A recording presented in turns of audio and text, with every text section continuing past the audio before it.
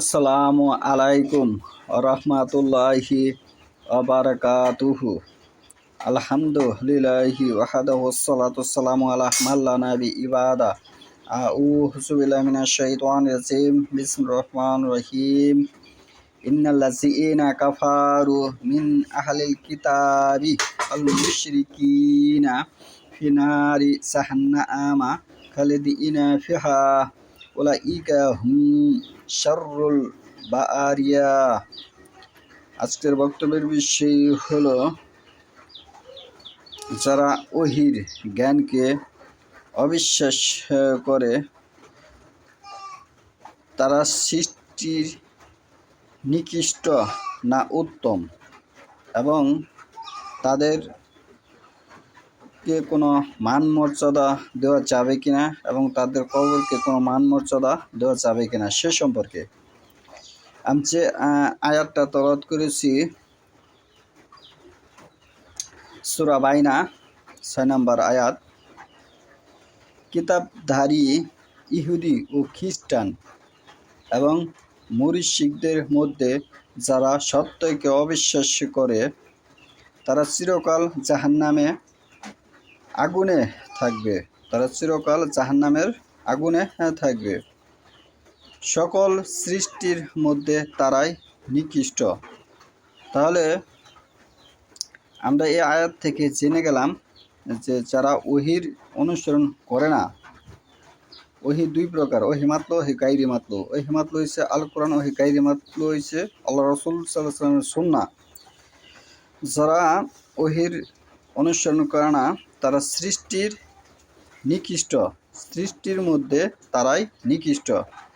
ইন্নাল্লাযীনা নিশ্চয় যারা, নিশ্চয় লাযীনা যারা কাফারু অবিশ্বাস করে, মিন আহলিল কিতাবি কিতাবদের মধ্যে, আল মুশরিকিনা মুশরিক তারাই যারা ওহির অনুসরণ করে না।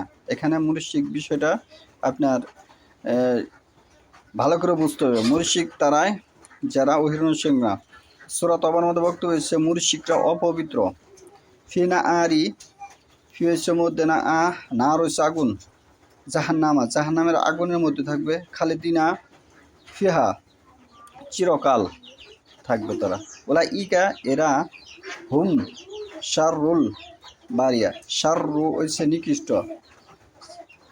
তাহলে এখানে নিকৃষ্ট জীব তারা যারা ওহির অনুসরণ করে না। আমরা কোরআনের আয়াত থেকে এর দলিল গ্রহণ করলাম।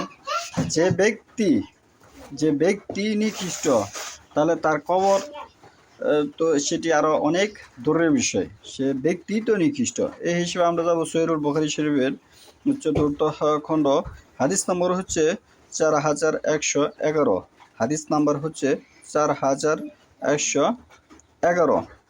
আন আলী রাদিয়াল্লাহু আনহু আন নবী সাল্লাল্লাহু আলাইহি ওয়াসাল্লাম আন্নাহু ক্বালা ইয়াউমাল খন্দকের যুদ্ধের বিষয়ে, মালা আল্লাহু আলাইহিম বুয়ুতাহুম কুবুরাহুম নাআরান কামা শাগালুনা আন সালাতিল বুসত হাত্তা গাবাআত শামসু। আলী রাদিয়াল্লাহু আনহু সূত্রে নবী সাল্লাল্লাহু আলাইহি ওয়াসাল্লাম হতে বর্ণিত যে তিনি খন্দকের যুদ্ধের দিন বদদোয়া করে বলেছিলেন, রাসূলুল্লাহ সাল্লাল্লাহু আলাইহি ওয়াসাল্লাম বদদোয়া করে বলেছিলেন, আল্লাহ তাদের ঘর বাড়ি ও কবর আগুন দ্বারা ভরে দিন, জ্বালিয়ে দিন, কারণ তারা আমাদেরকে মধ্যবর্তী সালাতের সময় ব্যস্ত করে রেখেছে, এমনকি সূর্য অস্ত গিয়েছে, সূর্য ডুবে গেছে। তাহলে রাসূলুল্লাহ সাল্লাল্লাহু আলাইহি ওয়াসাল্লামের এই বদদোয়ার মাঝে আমরা কি পেলাম?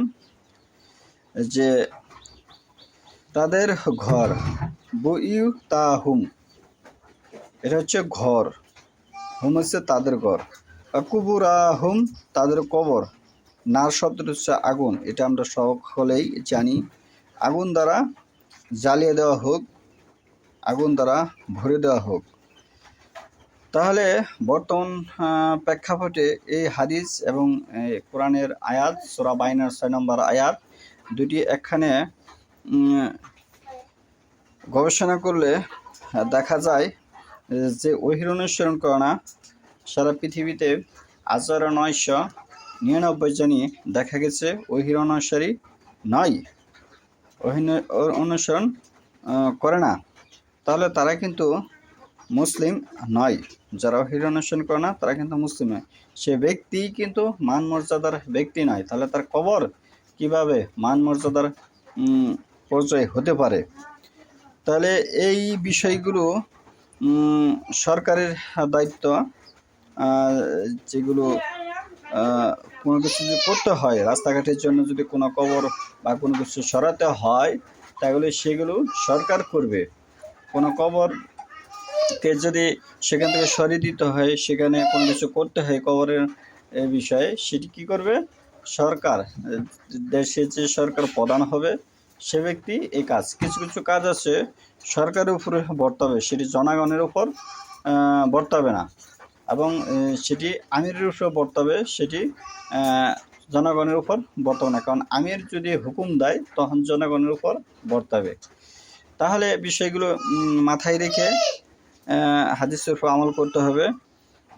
না বুঝে না শুনে যদি কেউ কোনো আমল করে তাহলে সে আপনার ক্ষতিগ্রস্ত হবে কোরআন হাদিস অনুযায়ী। কারণ হাদিসে এসেছে যে সহিহ বুখারী 3 নম্বর খণ্ড 3172 এবং 79 নম্বর হাদিসে এসেছে যে কেউ যদি এমন কোনো কাজ করে যে কাছে বেদাত হবে, তার কিন্তু ফরজ নফল সুন্নত কোনো আমলে আল্লাহর দরবারে কবুল হবে না, বরঞ্চ উল্টো তার প্রতি আল্লাহর এবং ফেরেশতা এবং সকল নবী রাসূল মুমিনগণের অভিশাপ।